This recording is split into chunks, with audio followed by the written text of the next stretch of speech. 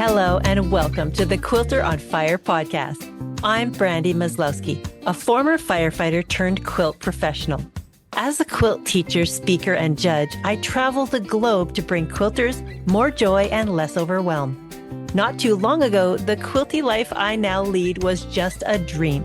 After many lessons and a lot of hard work, I've transitioned from juggling a day job and a quilting business on the side to becoming a full-time quiltpreneur. I started the Quilter on Fire podcast to create a vibrant community of quilters, artists, and makers.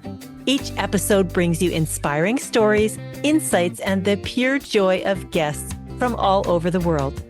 If their stories uplift you and spark joy, you're in the right place. Let's dive in and ignite that creative fire within you. Okay, so here we are. I'm with Tori and Andi, and we're going to have a fun podcast today. But I'm starting off with an introduction. So I'm in the hot seat here. I'm going to go first. I am Brandy Maslowski, the Quilter on Fire. I'm a teacher, speaker, judge in the quilting world. And the main thing that I do for community is my podcasts called the Quilter on Fire podcast. I put it out every week, and I'm having a lot of fun today because I'm chatting with a few other podcasters. These are my people. So I think it's going to be a lot of fun. What I bring to the world in a nutshell is education, the community, the podcast, and I love to do quilt destination travel. So those are some of the fun things that I do. And that's me in a nutshell. So I am Tori McElwain. My business name is HeyTori. I am a past teacher and quilt pattern designer. And currently I have shifted my business to helping quilters and crafters with their digital marketing and their courses. So my quilting is now completely on the side, which is wonderful because our podcast is actually called Quilting on the Side. And I'm here with Brandy and Andi, my co-host for Quilting on the Side. So Andi, why don't you go ahead? Sure. I'm Andi Stanfield, and I am the owner, founder, inspiration behind True Blue Quilts. And I have been around the quilt world, it seems, for a long time. I got my start when my mom opened a quilt shop, and we wrote 2 pattern books together. And so I have shifted into the pattern design, teaching space. I do long arm quilting, so that free motion has a big place in my heart as well. But as Tori said, we have launched the Quilting on the Side podcast so that I can get into some of the business coaching, sharing my experience with those that want to get into this part of the industry as well. But it's great to be here with Tori and Brandy. And let's talk about the evolution, Brandy, of how you merged the quilt world with podcasting and now all your travel adventures.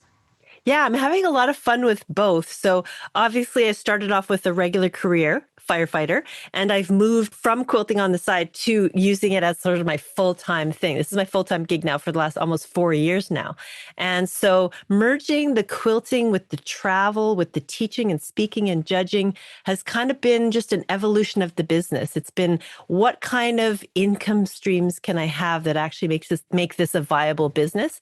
And the podcast has actually been the one thing that's helped me grow the most because it's community, right? And so once people get in and they know you and they have a trust in you and they have faith that you're going to bring good guests to the table and good information, they know that if they put those earbuds in their ears, they're going to get some goodness out of it all, then they'll take a course from you or buy a product or do something, right? So combining all of those and then also adding the travel in on the side.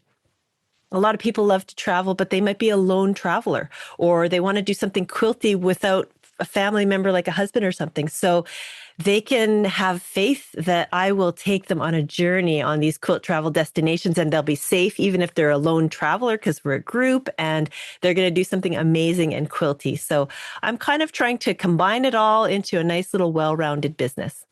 Yeah, we've talked about the importance of multiple income streams really from the start because,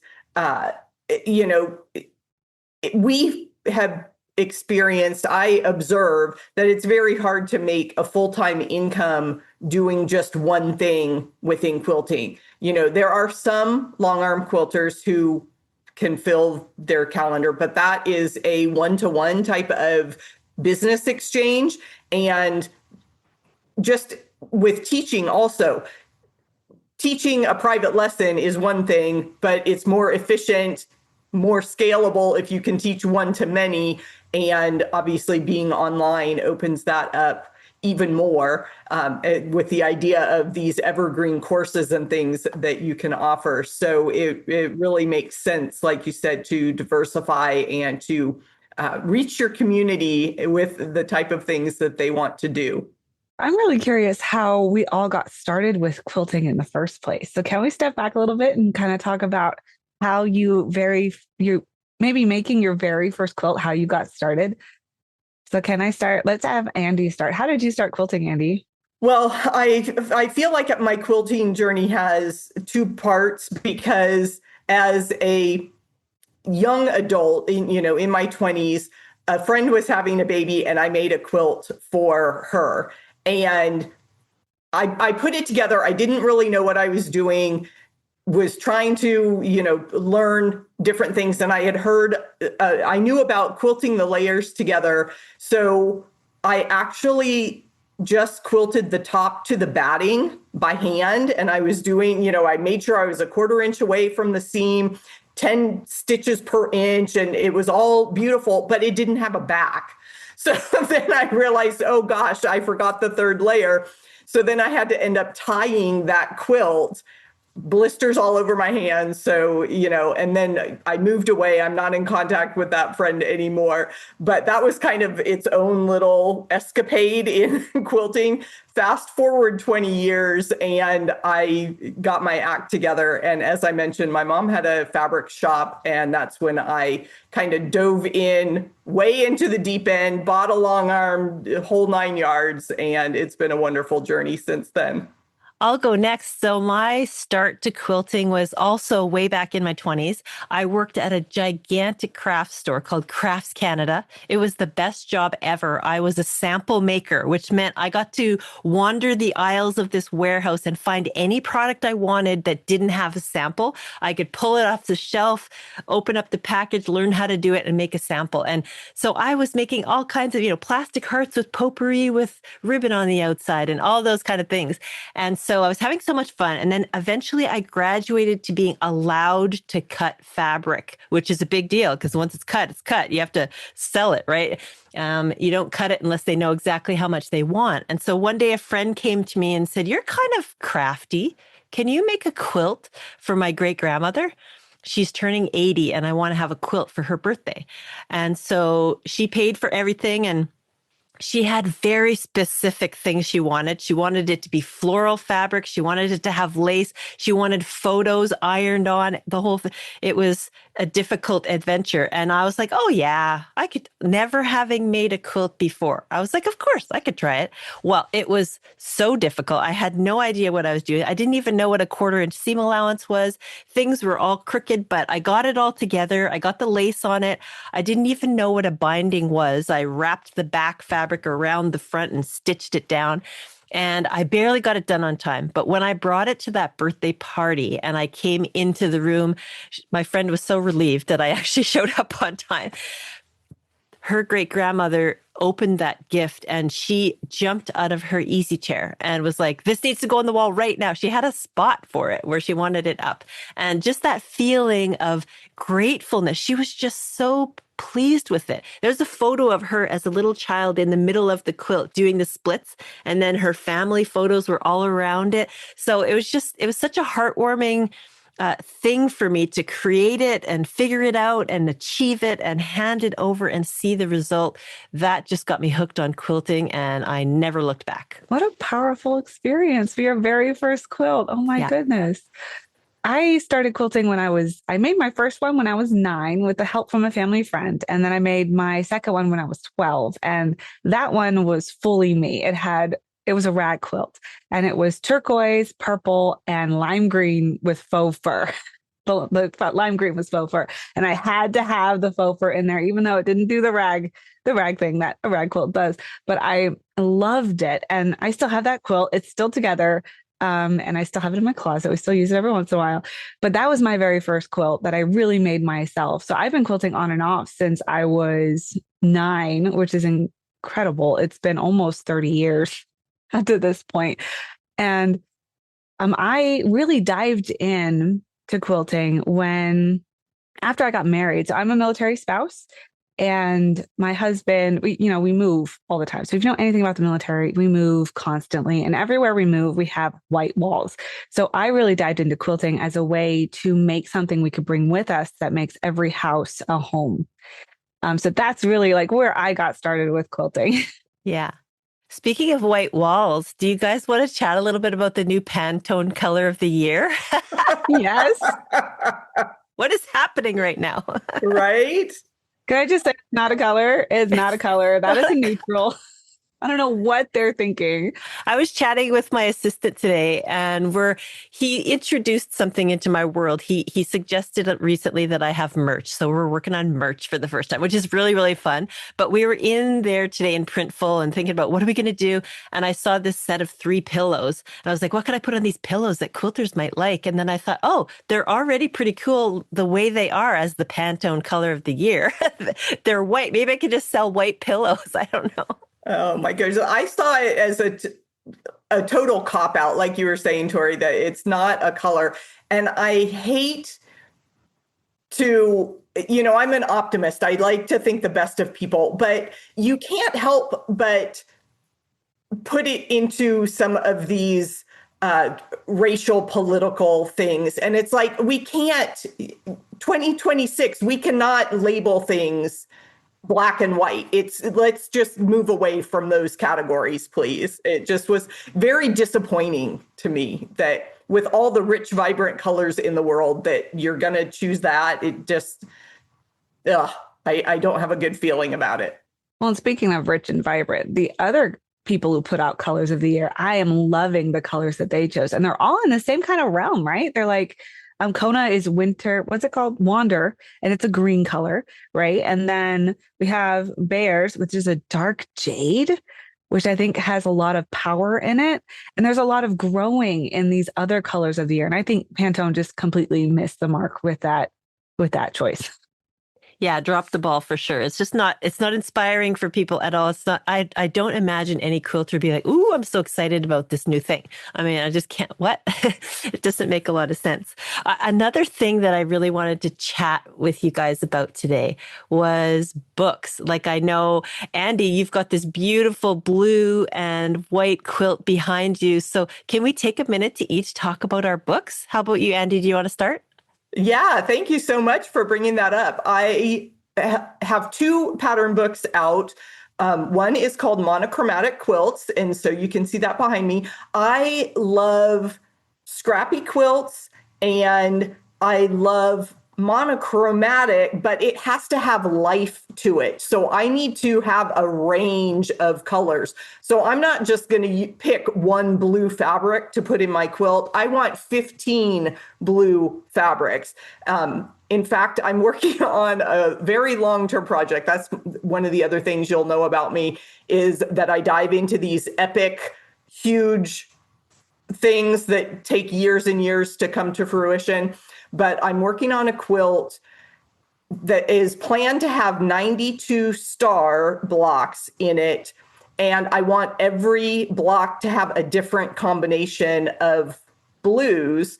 So that's at least 184, if you've got a light and a dark in your quilt.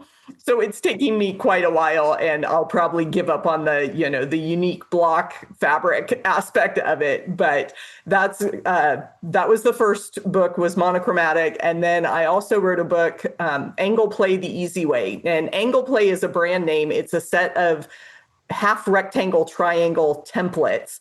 And that has spurred now an ongoing love of the HRT unit in quilt blocks, and I've got a whole range of my own patterns with different HRT elements. So, Tori, your book?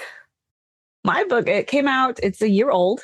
as of like a couple months ago. So it's very new. It's called Workshops Unleashed: How to Design Engaging and Successful Workshops for Quilters and Crafters. And if you're seeing this video, I'm holding it up so you can actually see the cover. It has a beautiful star quilt on the background, which I'm really so loving. It's actually going to eventually be a quilt coat. It's actually the back of a quilt coat. Maybe someday. We'll see if it happens. But this book was inspired by my background. So I have a background in not only teaching quilting, but also in public education and a master's degree in curriculum and instruction. So I've not only taught in public places, I've also designed curriculum for my own quilting workshops, and then my own now have a digital marketing. It's essentially a course. I call it a program because it does have coaching and resources. But I've done that. And then I was also a tech trainer for 3 years. So all of that background I put into a book that combines course design and marketing for those that want to teach. And that has been a wonderful labor of love. And it's been awesome to actually be able to hold it in my hands and actually create this book. I love all the stuff that you're putting out on social media right now, Tori, because you're having a lot of fun there and you're inviting people into your world, but then you also have that education to back it up. So I love that part of it. So I'll go into what I have for a book. So I wrote my book way back in 2014. I did a Kickstarter project, which was so amazing because my quilting community came together. They backed the project of this children's picture book to like $10,000 worth of pre-orders. And I was able to launch this book with, no funding. I had zero. I had nothing to start with. I didn't know what I was doing. I just dove into the deep end and the community came through. So I launched it back then. And I've been Christmas time, it sells every year. I get a whole big boost of sales. But one fun, really heartwarming little thing happened over the pandemic with my book. It's called Christie's Quilt. And it's about a young girl who came to our quilting retreat. It's a true story. She came to our quilting retreat one year and she lived in the lodge. Her parents owned the lodge. So she came every year to our retreat. But one year she came with her sewing machine set up. And she was like, I'm done looking at all this fun. I'm going to join in. So it was so heartwarming. She made a quilt in one weekend, start to finish. She learned everything. She did it all herself, from the cutting to the piecing to the sashing to the binding. She even appliqued a raw edge butterfly on top and hand stitched the binding herself. And she had it for like the grand show and tell at the end of the weekend. But the heartwarming story is that she really just, it's like a female protagonist, the best story ever, right? And so over the pandemic, what happened with this book, sales go up and down each year. It's 2014. It's an older book that I created a long time ago, 10 years ago. And over the pandemic, all of a sudden, I got this influx of orders. And I was like, what is going on? People are ordering. People are ordering 2. What's happening? People started ordering 2 of the book and asking me if I would ship 1 to their grandchild and 1 to them so they could read them together on Zoom. And I was just like, oh, this is so great. So this book is about the journey of this girl, and it's start to finish. It shows how to create the quilt, actually, the steps. And really, if you want to share the heritage of quilting with the youngster, this is the way to go. So I'll have this book forever. I have a lot of fun with it. I kind of relaunch it every year. And yeah, I'm having a lot of fun with it. So that's my book in a nutshell. That's awesome. Brandy, any ideas for another book? Yeah, I have actually written a second one. It's called Aiko's Blanket. It's a little bit different than quilting. It's a blanket, but I can't really reveal all the details. But, honestly, I wrote it like 8 years ago. So I'm not sure how soon it's going to come to fruition. I need to find another, maybe. My illustrator was so amazing. Her name's Marcia, and she created all the illustrations for this book, original watercolor hand, and we photographed them professionally, got them in the book, but she's kind of retired now. So I might have to find someone new. And when she was doing the book, she secretly put me in there, like my visual, and she secretly put a mouse on every page for kids to find. It's so cute, but it's a lot of fun. Those are my kids' favorite books. Like when they have a little thing in the background that you can find. There's one called Sneezy the Snowman that has 2 little cardinals that are fighting, like play fighting, like snowball fights and pushing each other to get to the little campfire to warm up, like things like that. That is just, that's adorable. Yeah, that's fun. Yeah, fun. And Tori, you should mention your support for anyone that has a book idea. Oh, yes, I have. This year, we launched the self-publishing incubator. So if you are interested in self-publishing a book, it doesn't have to be as a professional. You can also just want to publish a memoir or a quilting book that holds all of your patterns that you've designed for yourself. But it's called the self-publishing incubator, and we'll be opening that probably 2 or 3 times in 2026. So whenever you're listening to this, go ahead and look it up. Yeah, I've got a book in the works that I'm not ready to share much about, but I am always inspired with these ideas. It's one of those things as a creator, you get the more things you design and make, the more ideas you have. It kind of, is that hamster wheel, and there's never enough hours in the day to bring all these ideas to life. I would love to ask a little bit about your podcasting journey, because you've been podcasting for longer than Andi and I. We just wrapped up our 5th season while we're recording this, but that was over, what was it, 2 years, Andi? 2.5 years? Yeah, 2.5 maybe. It blends together. We should write down the birthday. So I would love to ask Brandy specifically, and then Andi, I would love to hear your take too about what advice would you give for someone who is interested in hosting a podcast? And I would love to hear too, if there was like someone who wants to do it as a hobby and someone who'd want to do it as a business. Yeah. Oh, good questions. Okay. So my podcast is approaching 250 episodes. I'm really excited. We just had a huge milestone episode just came out a couple weeks ago for my 5th anniversary. So on December 1st was my 5th anniversary. And boy, did we have a nice celebration. So first, let me tell you what I did for the celebration. I sent emails to all of my past guests and listeners saying, send me a 30-second video of what you think of the podcast, or anything you think, right? Of course, flooded with congratulations and all this wonderful stuff, but they started coming into the Google Drive, and I was looking at them one by one, and then I was just crying and crying. I couldn't look at them. So I ended up getting my assistant to compile them all in a way that I could just watch them all start to finish once and have one big emotional rush, and then that's it. So that was very heartwarming. But when it comes to the podcast, let me tell you the story of it first of all. So I started podcasting in 2013, a long, long, long time ago. My first podcast was Canadian Quilt Talk. I did over 150 episodes of that podcast first. And then I started to realize, okay, if I really want to have a worldwide brand, I'm going to have to remove the Canadian from it and, sort of make it more accessible to everyone. I had almost zero American listenership. And so I rebranded my entire business to Quilter on Fire and Firefighter Quilter. It all kind of jives. And I am on fire. I have this fiery passion. I'm living my fire. Everything just came together. So once I rebranded with Quilter on Fire, that's when I blossomed to the world. Now 75% of my listenership is US, and I have listenership all over the world. And so it's really blossomed from there. And so that's kind of my journey as a podcaster. And I think really the key to my success in podcasting is that I'm sharing the stories. So I don't have, a 20-minute quick little blip of someone. I have a 60 to 90 minute deep into their story. So someone can listen to 10 minutes of it and get some good bits, or they can listen to 2 hours or whatever. Like they can do it on 2 hikes or while they're in the, driving or quilting, of course. So I get a lot of great feedback about the length of the podcast, which always surprised me. At the beginning, I thought, oh, this is way too long. But people can listen to 30 minutes at a time if they want to and save the rest for later. So yeah, I really allow my guests to share their story in a really deep way. And I have some good consistencies throughout. So if I was going to give tips to someone starting off, Tori, you asked about sort of a hobbyist and a professional type podcast.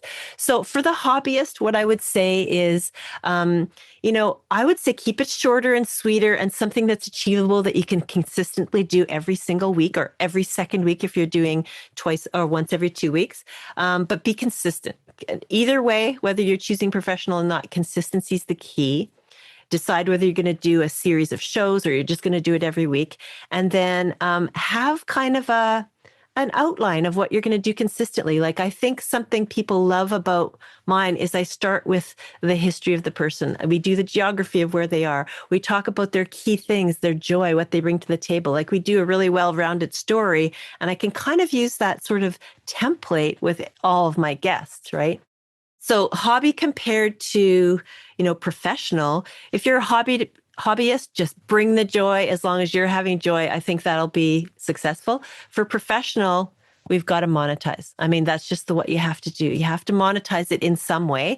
And that could mean starting a Patreon so your listeners are paying. It could mean having commercials so that your listeners are not paying. And so I've always done it where my listeners never pay a thing. I've always had the option for them to buy me a cup of coffee or be a podcast angel. So I have subscribers who pay me $3 a month.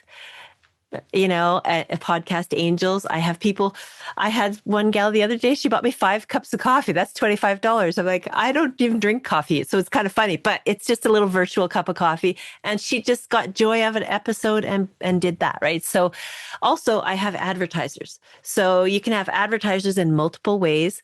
Once you get to about, I'd say 1,000 downloads a week, then you can start showing value to your advertisers and say, listen, we get 1,000 ears in your industry who are your customer listening to our podcast. So you can buy a podcast for ad for $100, say. So something like that. So as you grow with your listenership, you can charge more.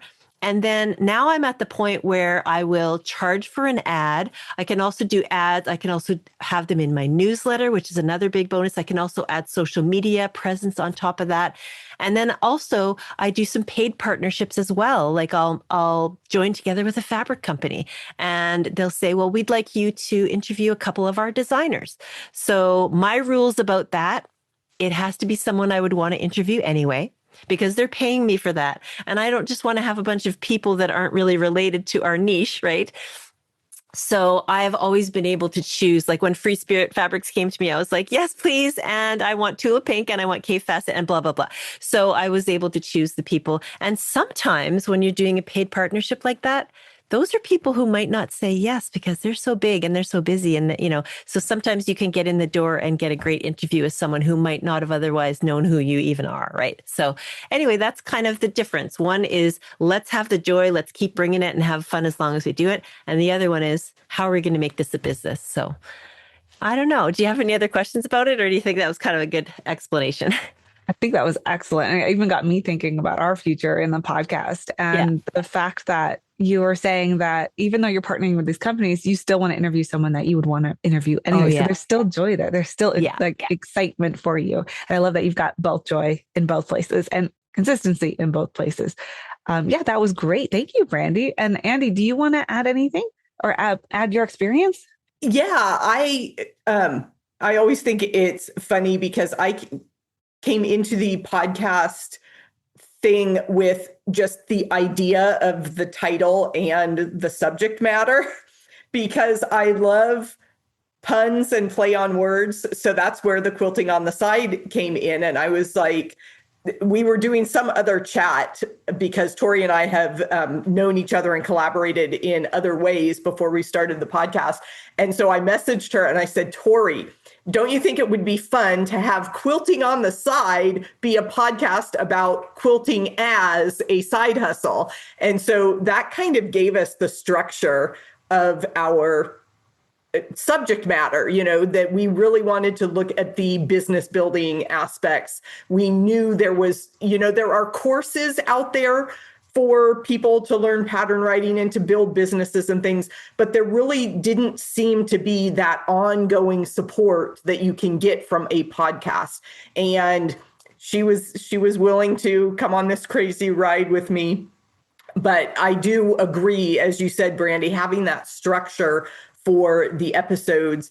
And we have a similar inspiration because I was a big fan of John Lee Dumas, who was the entrepreneur on Fire, and he had his rapid fire questions at the end of every episode. And that is exactly where I got the idea for Tori and I to use a set of standard questions in every episode. Yeah. I've got to tell you a story about John Lee Dumas because I do I do those kind of rapid fire questions as well. I'll call them the lightning round robin for quilting. But anyway, I actually got to meet him, not in person, but virtually at an event. And so I named my podcast Quilter on Fire because he had entrepreneurs on fire. And I listened to every single podcast he ever did. And then his wife, I just love everything in their community. And so we were on this virtual platform and he was talking to the audience and we could ask questions, right? And nobody's asking questions. And I'm thinking, what on earth? This is like one of the icons in the industry. How is no one asking questions? And so I had a small question for him, but I got a chance to actually speak to him voice to voice online. And I said, okay, first, I just have to thank you for the inspiration because my podcast is called Quilter on Fire. And he was like, what? And he was really happy about it. And in the back of my mind, I always wondered, like, is that okay that I'm using that? Like, is it too, it's not similar to Entrepreneurs on Fire because it's a completely different industry. But he was like, you go, girl. I love that. So it was kind of neat to get that validation that he was happy he inspired me and there's room for everyone and all that. So anyway, it was kind of a nice story that I got that little niggling thing out of the back of my head that, am I using this name just to whatever? And he's like, no, that is a great idea. And I love that you're going there. So that was kind of fun to be able to talk to him not in person, but virtually to just say those words like, I'm doing this. Is this okay? And he's like, you're on fire. Do it. So that was kind of cool. Oh, that's wonderful. Yeah. When Andi came to me about our podcast idea, I had run a short series on YouTube that I was inspired by a quilter's life. And Paula Chamberlain, who just shares stories, and she does it as a hobby. Yeah. And I loved it. I would binge it while I was sewing. So I asked her permission. She helped me kind of figure out the format of it. But I did a few videos on YouTube about quilter stories. And I specifically invited business owners because when I was growing my business, there was no place for brand new businesses to really share what they're doing and share what they're growing and what they're building. So that was very short. It was a lot of editing and my computer was really old. So it didn't last very long.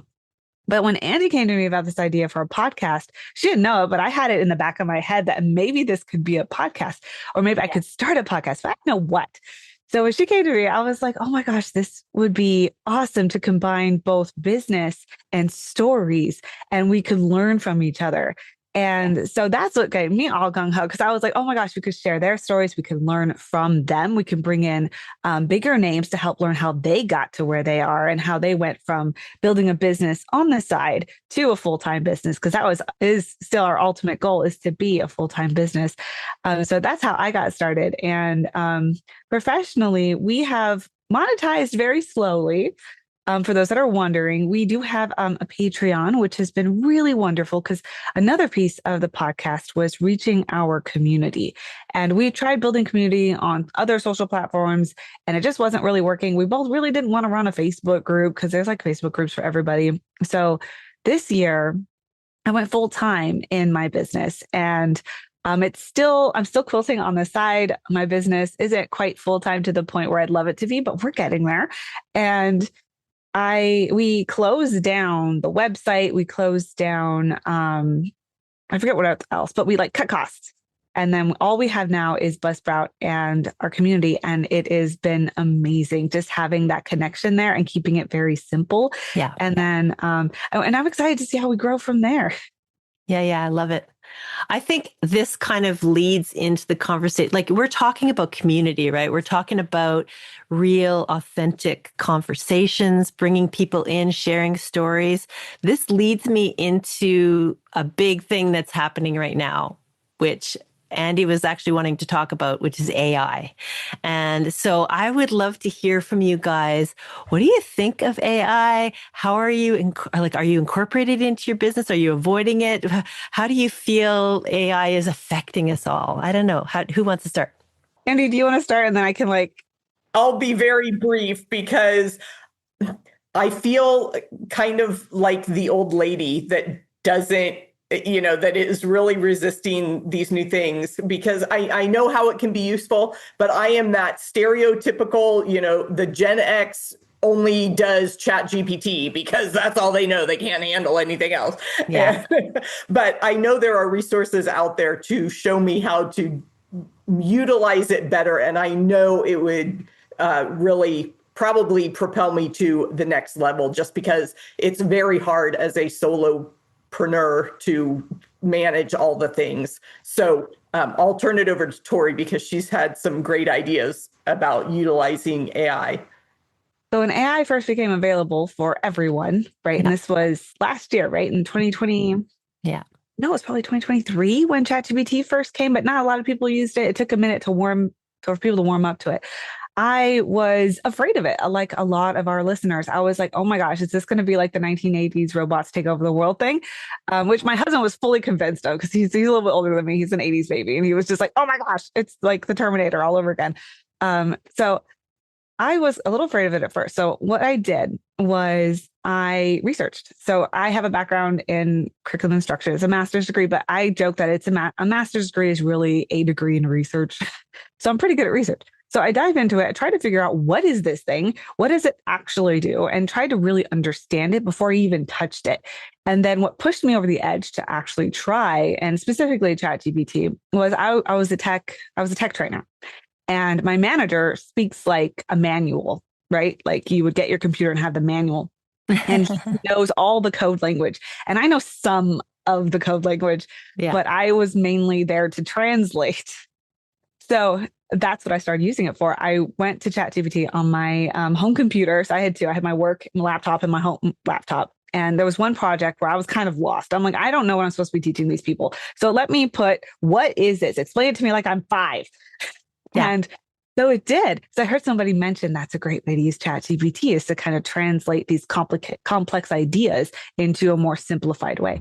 And so that's how I was introduced to it. And that's how I got started. And then when I realized what it could do, I dived in and I learned more about it and more about how, because I run a digital marketing magic coaching program, and I wanted to be able to help my members use this to simplify their businesses and to shorten how much time they're spending on their marketing. So that's why I dived into it. I created custom GPTs. So I have 4 bots currently in my coaching program that are integrated into the system that they can use to shorten all the time they spent writing emails, writing social captions, but that can still capture the value of what they want to share, and that they can tweak the wording, the voice, they can tweak everything to make it unique for them. Because I didn't want them to drop something in and it spits out an old timey sales ad. Like that's not what we want to do.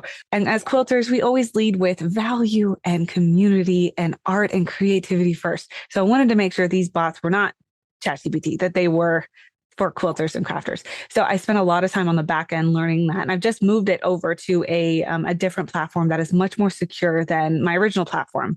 And so I'm really excited for having to have them use it. But one thing I'm also learning more about, especially after we interviewed Teresa with the AI Quilter, which I think you did too. Yeah, I did too. Yeah. But she was an amazing resource for understanding what AI is. And her book, The Digital Muse, is also an amazing resource if you want to know more about how AI has developed. She was at, I would say, the forefront. She was with a company that was developing it, and then she fully understands it. And it's a great book to outline everything. So I'm learning more about the environmental impact. So one thing that I do talk about whenever I do discuss AI and the tools that I have in my program, I do say that I've tried to shorten it as much so you're not prompting it as much. So with OpenAI, if you want to use the free version, you have 10 prompts and you're done for the day or for a certain amount of time. With this, you can use it in my program. You can use it constantly, but I do have them have a guide at first. And I ask them to fill out all of the answers to these questions. So not only do you understand what a landing page should sound like, it sounds like you, and it is for your audience. Because if you have a knitter and a quilter coming into this chat and you're just throwing whatever into it, it's not going to sound like you, and it's not going to sound nice to your audience. It's not going to sound like a person. And that's what we really want out of a GPT, is for it to sound human and to cut your time down without wasting a bunch of energy. And on that flip side, because I do get pushed back where it's like, you shouldn't be using it at all because of the environmental impact, but we're solopreneurs.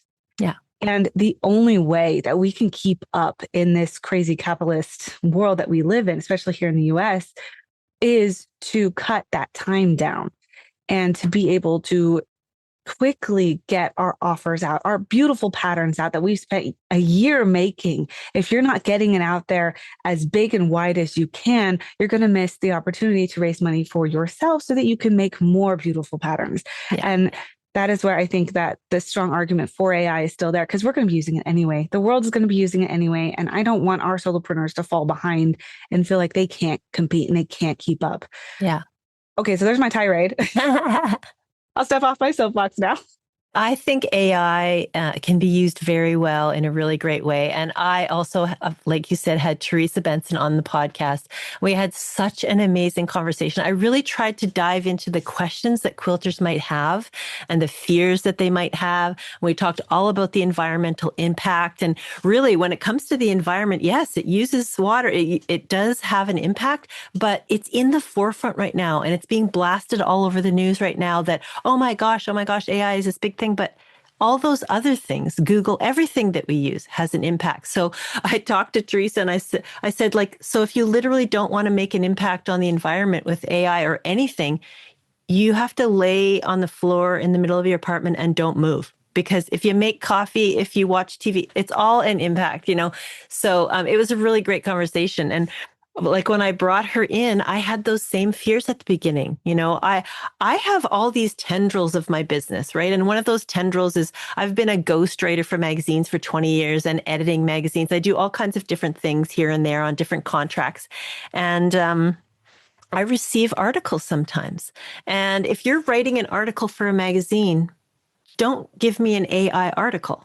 Like, it's not that I can tell 100% of the time, but this is what I really want as an editor of a magazine or as a podcast producer or writer. I want your authentic voice. And if it sounds to me like I'm getting 3 Wikipedia articles about other people who might have inspired your quilt, I'm not getting your story. I'm getting a bunch of snippets from AI or if you've written a few articles for me and all of a sudden your article's drastically different with all this flowery, strange language, I'm going to be like, did you write this? So my take on AI is that this is a really great tool to help you save time, to help you learn more. Like I write my own podcasts and I write my own intros and outros and all the fun. And I do research. But when I'm researching a guest, I research everything I want to research. But I could also use ChatGPT to say, hey, find everything you possibly can about this guest and give me some things I didn't discuss, whatever. I might find one little tidbit somewhere that I didn't realize. Oh my gosh, they were so humble. They weren't even telling me about this. And I found it online and they're delighted to talk about it or whatever, right? So you could also, let's say you're writing a course, Tori, you're very involved in this world. Let's say a quilter is writing a course for their audience. They want to launch something, write your course. But you can also put, this is my outline. I'm going to put this into AI. Review this course outline. Am I missing anything? Is there any way I could improve this? Should I change the order? You could help it augment what you already know. And the value of your course isn't going to be lost in AI because it's still you bringing your authentic self to your audience, creating that value. And where that's going to win out over the other people who are just throwing one word into AI and coming up with a full course that's $3,000, you're going to win out because you're in your course live authentically with your people. And it's your 30 years of history that and that's going to shine. Those kind of courses are going to start to really shine above the AI garbage that's coming along the way, right? So that's my take on AI. I mean, use it, understand it, but use it well. I totally agree. So use it, understand it, and use it well. And make sure you're using it securely because that is IP that you're dropping in there when you drop your course steps. Yes. It's not necessarily the course itself. AI probably has access to all the free stuff. It does. Yeah. All the free stuff out there, but your specific steps, you want to make sure you've got a secure place that you're sharing this, which you can go into like OpenAI specifically, because we have talked about ChatGPT. They do have settings you can turn off so that OpenAI can't get to your chat itself. So you can turn those off. So Google that, because that can be an easy way to find those answers. But one thing I want to point out, so I listen to, because I have this background in instruction, I tend to listen to a lot of instructional design podcasts. And there's a huge discussion in that sector on AI and how so many people, the number one use of like chat bots, like ChatGPT right now is a tutor. right? It's where that people are going to learn new things. Yeah. But one thing to keep in mind as you are doing this, like Brandy said, it can be great for research, but it is not concerned with the truth. Right. It is concerned with getting you the best answer so that you are happy with it. It's a product to solve your problem. It's not concerned with the truth. So make sure you're reading through what it's giving you, what resources it gives you, click through every single one and make sure those are credible resources. It does take some work, but it is important to keep that alive, especially as you said, as we're going, a lot more people will just drop a few things in chat and will post it online as truth. And then ChatGPT will pull from those. So it's kind of like a cyclical thing. So you want to make sure they're pulling from credible places. I will say that with that drop of like what you just said, with courses can be created really quickly. I feel the entrepreneurs who want to teach, like their blood boil, not boil, maybe like they get scared. They're like, oh no, then where is my place? So I want to reach back and touch on what you just said about stories, because I think what we bring as especially hands-on crafters to this AI world is our hands-on knowledge and our stories. Like we just shared how we got started quilting, and AI can't replicate that. It wouldn't know how we got started. It'll grab all three of our stories and come up with jumble that doesn't really make sense. But we show up not only hands-on, but also with our experience, and that can never be replaced. So if you are thinking about teaching, even if this is pre-recorded or live, you are the value you are bringing to the world, not necessarily what you know. Because yes, it can be Googleable, but I can't go into ChatGPT and pull up Andi and ask her business questions and about her experience selling her books and her experience at QuiltCon. And I can't do it that way and try to ask her about her inspiration behind the quilt hanging behind her. Like what you bring is very unique and it cannot be replicated by AI. So I wanted to touch on those. I wanted to highlight that for our audience in case they feel the same kind of nerves, scared, maybe even anger that I felt in watching AI develop and kind of try to take over the quilting arts that we love so much. I want to know what's new in your world right now. Like, what are you offering to the world that's just your new exciting? What are you bringing to the table right now?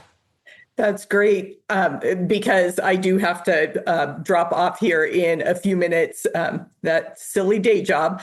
As I said, I love half rectangle triangles, and we are recording this in December. So I am in the middle of my holidays sampler where I designed my little bit different size quilt blocks that are only 6 inches by 9 inches. So not your standard squares.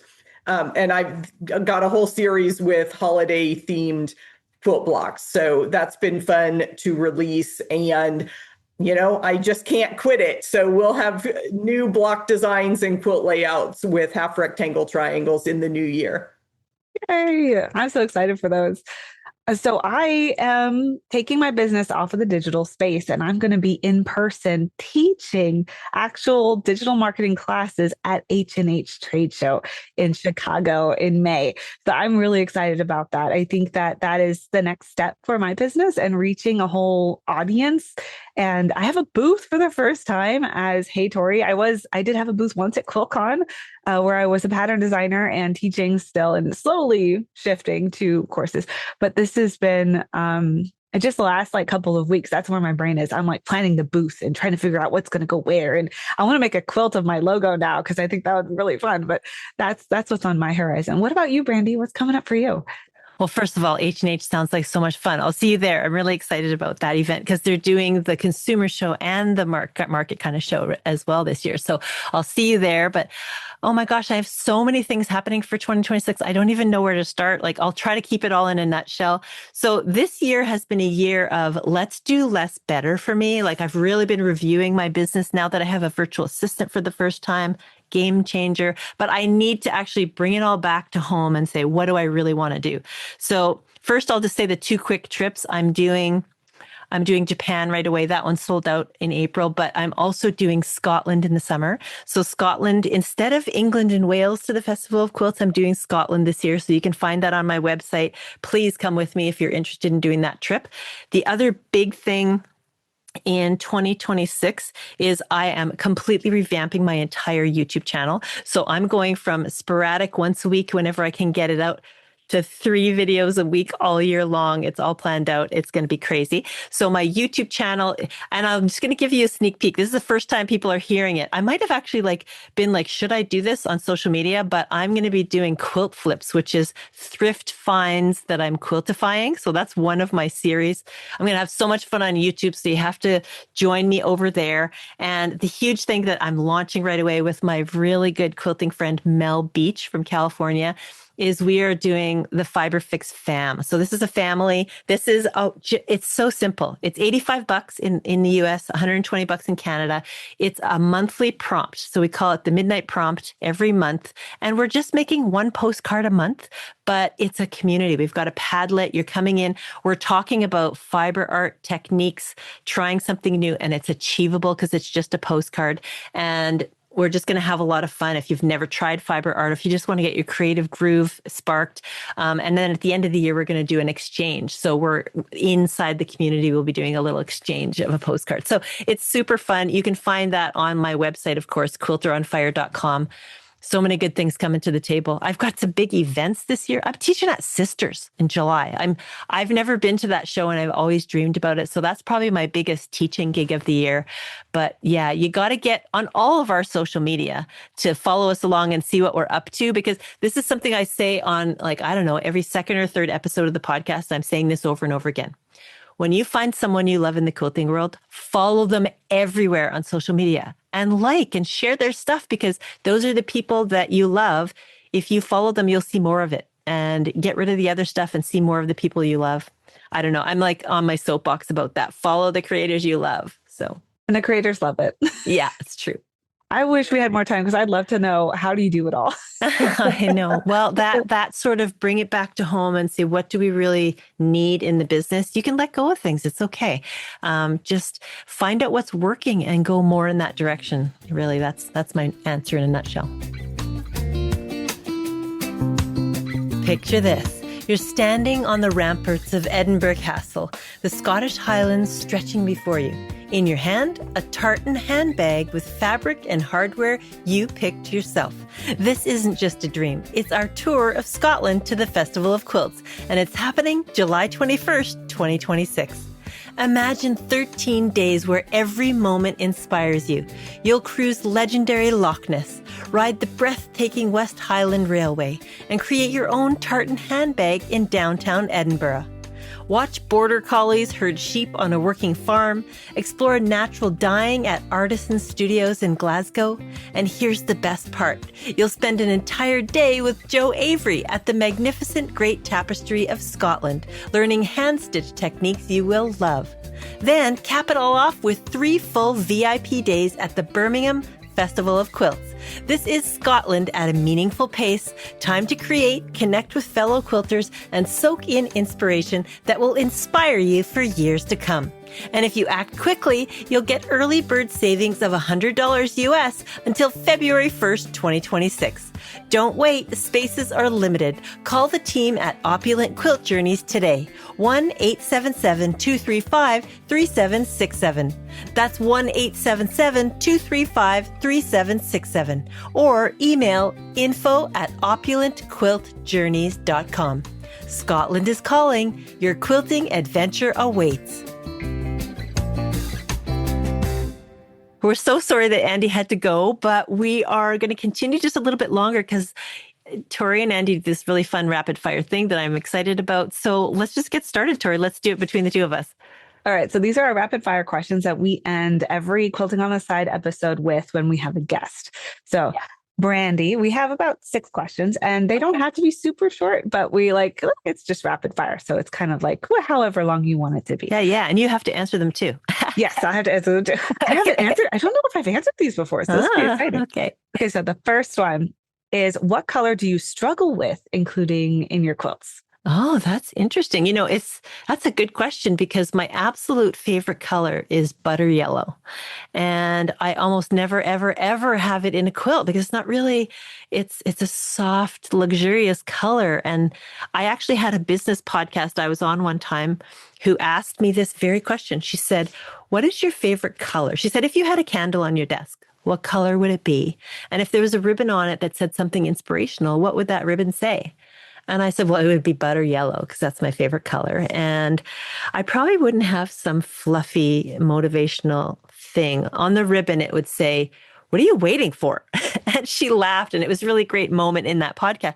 But then a couple weeks later, she sent it to me as a gift. I was like, I do not send a gift to every one of my guests, but I'm not at that level that she's at that I could send gifts yet. But oh, I was so impressed by it. But so yeah, butter yellow is my favorite color. Hard to include in a quilt for me. It really is a hard one to use. I did actually use it once, and I found my values were too similar, but I was invited to make a quilt for a magazine, Quilt Maker magazine, and they said it's a color issue. And I said, I'll do it as long as I can do yellow.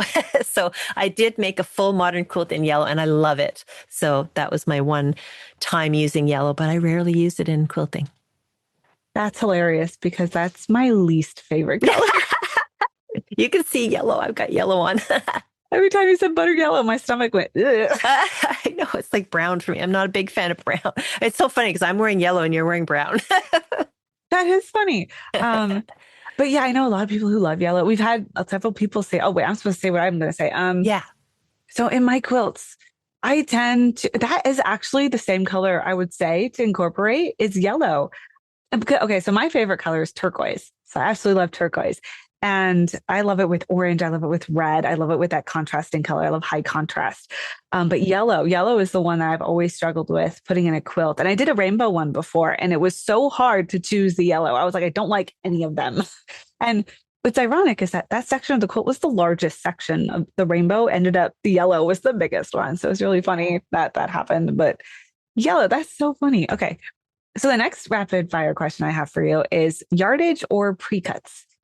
Oh, it's interesting because I have to say neither. So as a quilter, I'm a textile artist. I'm an art quilter. So I have scraps everywhere. Scraps is what I have. And I mean, I will buy fat quarters. I almost never even buy anything anymore. I'm so lucky that people will send me stuff. But yeah, I have 16 drawers of scraps. And they're like red, orange, yellow, green, blue, like scraps is the way to go. And so when I do have yardage, which I do have a lot of storage of yardage, I will snip it up, cut it up, and then it moves to a different place because it's cut now. And then it moves to scraps. And so scraps is the thing for me. So that's scraps really work for me because I can actually go online and do a live and make a block of some kind and just grab all of the red at once. I'm doing a monochromatic red block today and blah, blah, here we go. So that makes it easy for me. I love that. So I wouldn't say either. I would say both. Yeah. My favorite to use is probably yardage. I love getting a fresh cut piece of fabric and then changing it into something different. Like, I think it's so fun how we get to do that. Yeah. I just, it's interesting that you say that because I just made this hat. I don't know if you can see it. I can grab it see if I can reach it. I just made this hat. This is my very first YouTube video with the quilt flips I was talking about, right? So I took this hat, I took the logo off, and I put this gorgeous fabric from the UK that I bought. It's Liberty of London fabric, which you wouldn't really expect, but it's a real painterly effect. And it was so hard for me to cut into that yardage. Like I bought it 4 years ago and was so in love with it. I just had it sacred there on the shelf. So finally I was like, okay, I could cut a little snip. I have enough of this fabric to probably make a dress out of it. But, I finally broke into it. But okay, what's the next question? The next rapid fire question is your favorite notion or tool, since we're talking about podcasting a lot today. Yeah, I always have two. I'm a sucker for that purple thing. You know what that is. It's the little, and I use it for pulling things through, and I use it as sort of a stylus because I don't like the metal against my machine. So I've stitched through that purple thing by accident. And it's safe. It doesn't hurt your machine. Like the needle went right through and I just pulled it out. But really, I have to say my favorite is my Karen K. Buckley scissors. They're these nice hand grippy scissors. She just designed them from scratch. She's an original designer. And the thing I love about them, because I do such meticulous small work with my art quilting, is they have these grippy edges, a serrated edge. You can cut these meticulous little things and they're just so easy and comfortable. So those are my favorite. I have to look those up. Yeah. They come in a bunch of sizes. I have them all. I love them. Okay. My favorite notion. I quilt on the side now, so I don't get to quilt too often. So I'm thinking, I want to say my sewing machine. I love my sewing machine. Every time I get to use it, I feel Everybody like says that on my podcast. They're like, my sewing machine. And I'm like, try again. It's not a notion. close enough. But you have to talk about a tool. I don't know. It's not a requirement, but I do ask in my podcast, what is your favorite tool or notion? And the most common answer is sewing machine, for sure. No, I'm thinking like, what else? Can you think of something else that's smaller? I do. I have, actually, they're right in front of me. That's so funny. My Ginger scissors. Oh, those are nice. Like, I love how heavy they are because I use them for like weight. Yeah. I use them to cut. I use them for all kinds of things. My daughter was actually looking at these earlier. That's why they're right in front of me. I'm like, nope, you can't have that. No cutting paper. I guess I have to go with scissors. Yeah, that's a good one. Let's see. Okay. This one's one of my favorite questions that we get to ask our guests. And it is, who is inspiring you right now? And they don't have to be in the quilting world. Oh, interesting. I think I'm going to talk about my most recent guest because I can't choose my favorites when it comes to podcast guests. So my favorite one is always the most recent one. And I just interviewed the biggest dream guest on my list that's been on my list for 5 years. And I can't even believe that I had an interview with her. So her name is Dr. Karen Nyberg. She's an astronaut and she made a quilt block in space. So that episode comes out, it's the Christmas episode. So it comes out December 23rd. I'm really excited about it. But the reason I'm using her as my answer for this question, inspiration, is because the part of her story that I admire the most is that she's an engineer, astronaut, world environmentalist, advocate, and she's a textile artist. But the part of her story that resonated with me the most was how she's affecting the world with her art. So she's trying to do good things in the world with her art, and I'm trying to do good things in the world with my podcast, but is my art really telling a story? Am I really using my voice through my work? So that was something that's really inspired me lately. And, I'm working on, sure, I'm making a quilt because I'm going to be teaching on a cruise and it's all a lot of fun, but is my voice in there? Am I giving a message to the world? So that's been a big inspiration to me. It's funny that you say that because I'm hearing a lot of voice things in my world as well. Like, is your voice in what you're doing? And I feel like the universe keeps sending me signals, and that was one of them. I can't even believe you said that because I was thrifting a couple months ago, and the universe is sending me signals about this because around the same time that I landed that interview with Karen, I also found a T-shirt at the thrift store that said, it's like a, digital across the T-shirt. It says, "Your voice is your superpower." I was like, oh my gosh, this is happening right now. It's so true.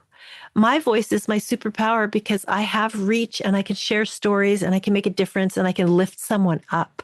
I get messages on YouTube. Oh my gosh, I'm glad you're showing up on YouTube so I can see your face. I've listened to every episode. I'm like, what? 250 some odd episodes? You've listened to every episode? Like, we need to be besties right now. Like, I just appreciate that. I can't believe that people are even listening in. I do. I listen to your podcast. Do you find like you can't believe people are actually listening to you? Like, yes. Like they come up to me, and Andi loves to wear, or I should say we both love to wear the shirt, but Andi wore a shirt that said, ask me about your favorite podcast to one of the quilting shows. And she had somebody stop her and be like, so who is your favorite podcast? Like, what is your favorite podcast? She's like, podcast. She's like, oh my gosh, I know who you are. That Cool. was so crazy. Yeah. Oh, that's great. It gives me goosebumps to think about that, like getting messages like all over about your voice. That's wonderful. Yeah. So what's inspiring you right now? It's funny that you led with a guest because I think I'm going to lead with a guest too. One of my favorite quilters ever in the entire world is Carly Porter.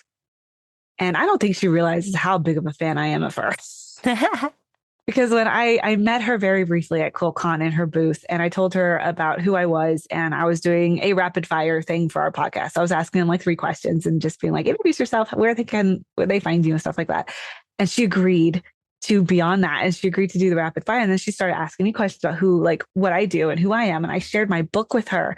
And it was just a full fangirl moment, and her just just fanning me up, telling me like, this is amazing. You need to tell more people about this. And then she gave me the idea of the self-publishing incubator. And then she came on our podcast as a guest.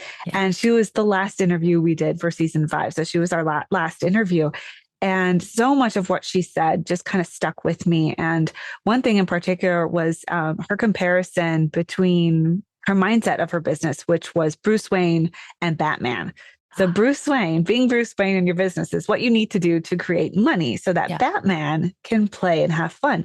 And I realized I don't really have a Batman. I approach my business more of a almost strictly Bruce Wayne. So like that conversation has stuck with me, and that specific concept, and even the offer that is now allowed me. I'm gonna cry. That's allowed so me to quit my inspiring. job. Like her idea allowed me to quit my job, and I was able to be there for my kid who has special needs. And she is probably, she doesn't realize it, like, but she was wonderful. And like even on the podcast, like if you watch the YouTube version of our interview, I'm just sitting there like the whole time. Yeah, so it was just wonderful to meet with her. So short, long story short, probably bored her. Yeah, such a great inspiration. Yeah, I love her. Had her on the podcast as well, and she was absolutely inspiring. I agree with you. Okay, our next rapid fire question is, what is the most rewarding part of your business? That has shifted over time for sure. I do truly love those moments when I'm in the zone just creating, if I give myself that time to create. But I want to say the most recent, really rewarding thing, I've had a podcast producer, like an editor guy, for the last 3 years, but changing from being mired down with the editing and making sure everything's good and perfect and adding all the stuff to changing to just having a quick listen through of the full episode after it's been edited by someone else was such a massive shift for me. It went from like almost 6 to 8 hours of work on a podcast to like 3 or 4 hours of work. Like it drastically reduced my time spent. And I realized I get so much joy out of listening to the finished product, because during the podcast interview, I'm working hard, thinking hard, really listening deeply and trying to be really valuable and give good questions. And so I'm really in the zone there. But when I'm listening to it back later, wrapped in a blanket with tea or driving or quilting, I am laughing and crying and having all of that joy and I'm thinking, oh, thank goodness I asked that. Oh, thank goodness I followed up, whatever. And I'm just really getting the joy out of the episode that I hope that my listeners get. So that one part, listening back, is the biggest joy right now in my business. I hope our audience heard the fact that you had offloaded that. Because this will be on our podcast too. It was hard. It was hard to give that away, but he does it so much better than I do it. So it was a good choice. Good choice. And that's a key thing for business owners to hear is like doing this. Yeah, you can find people that do it better than you. Yeah, for sure. Oh, okay. My turn. Your turn. I do a lot of, because I coach one-on-one for the most part, and then have group coaching. Those one-on-ones are just my favorite part of my entire business. I love to create a good marketing funnel. I think I love the process. I love the fact that I have a finished product. But when I get in a room with an entrepreneur or with a business owner, quilt pattern designer, teacher, long armor, and we get to talk about what they want to do for their customers. And typically they come into a session, and I call them strategy sessions. So we're kind of like, we're making a plan. That is the end goal, is for you to figure out what is going on now and what are the next steps. And sometimes they come in energized and like, I'm ready for the next step. Most times they come in overwhelmed and bogged down, and then you can physically see it. But my favorite part is by the end of our sessions, we lay out the action plan, which is usually 2 to 3 steps. This is what you're doing next. And the next month, we're going to review what happened. They are uplifted. They are smiling. They are excited. And they leave most of my sessions just ready. And that I turn off the computer and I walk away because I have so much energy, as it is so rewarding to watch them like go from, oh no, to I got this. And that is the most rewarding part of my business, is I think that exchange of energy and giving them, I hate to say life again, but in some sessions, it does feel like that, where they come in where, like I said, bogged down and then leaving with a smile. And that is my That's why I do what I do. Yeah, it's so great to explore an issue, a challenge, something they're working on, and then come up with the solution that they can actually, steps they can use. Love it. Love it. And I get to see all their quilts. Yeah. I get to, like, that's what's fun too. I get to see like the preview of stuff they're working on for like magazines or like their newsletters and stuff.